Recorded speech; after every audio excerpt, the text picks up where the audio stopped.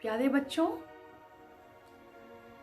आपका PA1 exam शुरू होने वाले हैं। आपकी परीक्षाएं प्रारंभ होने वाली हैं। इसलिए बच्चों मैं ये चाहती हूँ, आप सभी से यही कहना चाहती हूँ कि आप कुछ मैं आपको नियम समझाना चाह रही हूँ, जिन्हें यदि आप अपने जीवन में उतारेंगे तो निश्चित ही आपको सफलता प्राप्त होगी।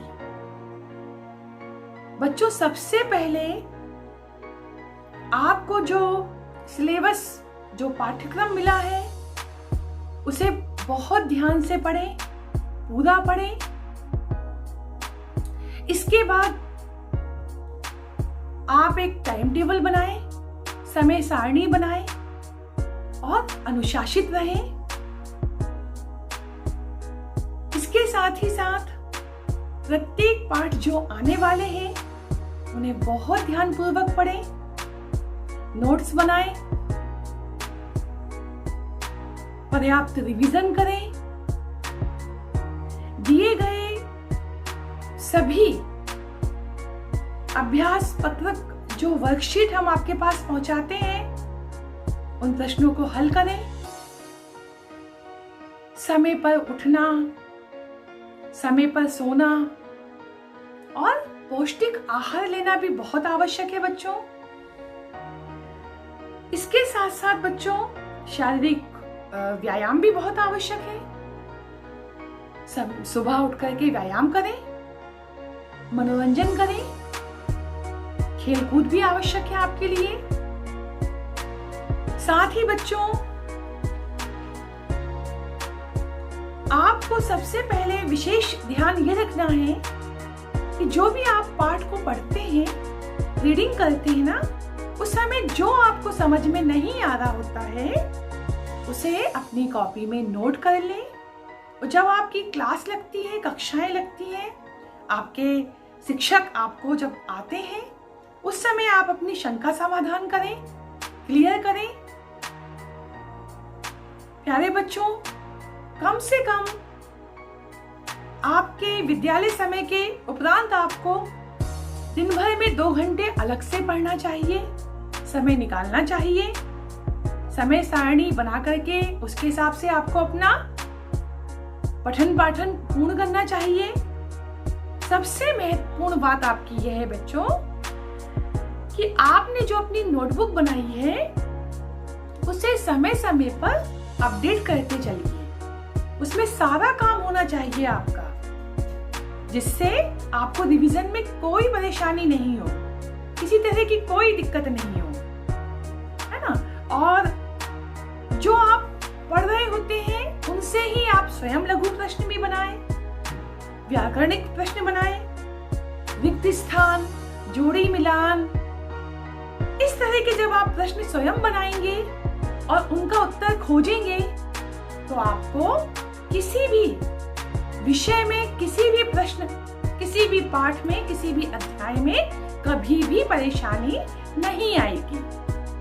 सिर्फ प्रश्नोत्तर पढ़ना ही पूरा नहीं होता बच्चों, साथ में हमें जो पाठ है उसको भी बहुत विस्तार से पढ़ना, लेखक का जीवन परिचय, वीडियो जो हम पहुंचाते हैं उसे भी ध्यान से देखना बहुत आवश्यक है।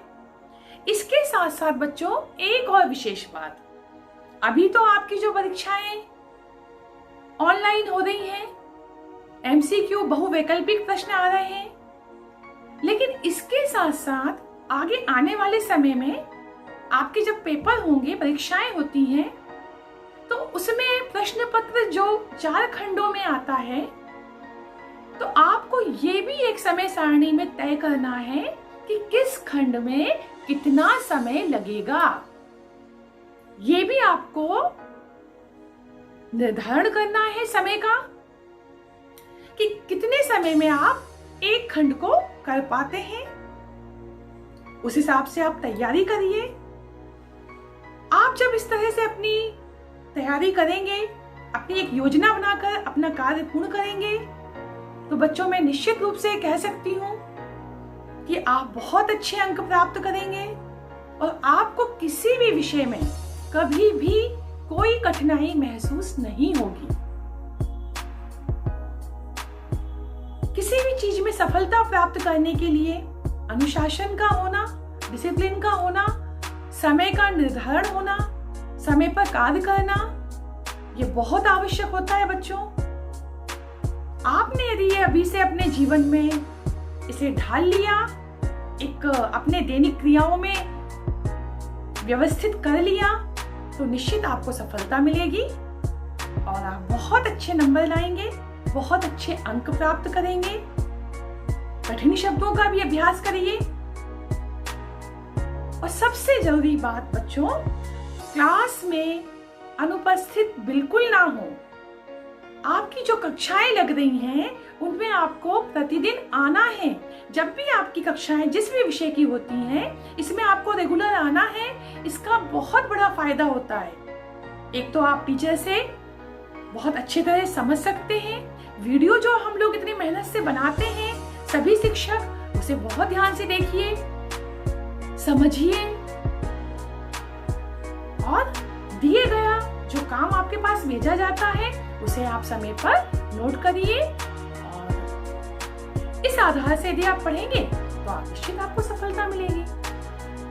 तो मुझे उम्मीद है बच्चों, जो मैंने आपको आज समझाया, जो मैं कहना चाह रही थी, वो आप बहुत अच्छी तरह से समझेंगे और आज से अभी से ही आप अपना टाइम टेबल बना करके, समय सारणी बना करके पढ़ना शुरू कर देंगे। धन्यवाद बच्चों।